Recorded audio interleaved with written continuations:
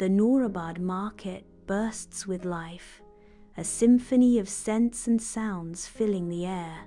Aisha, a bright-eyed girl, ponders the meaning of Eid Al-Adha amidst the vibrant chaos. Aisha's attention is drawn to Fatima Bibi, an elderly woman sitting quietly in a corner, her face a canvas of worry. Fatima Bibi sits with hand-stitched prayer caps, but few stop to buy. Aisha feels a pang of sympathy for Fatima Bibi.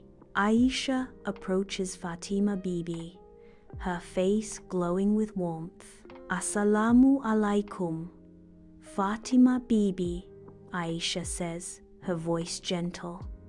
"Your prayer caps are beautiful. May I sit with you for a while?" Fatima Bibi, taken aback by Aisha's kindness, welcomes her with open arms.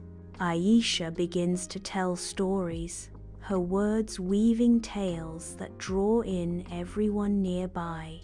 Aisha captivates the market with her stories, drawing listeners in with her enthusiasm.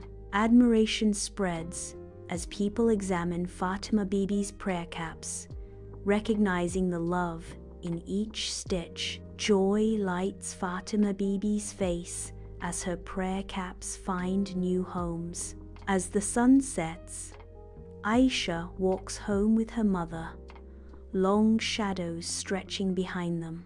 Aisha reflects on the day, realizing that true happiness comes from sharing and caring, not from wealth.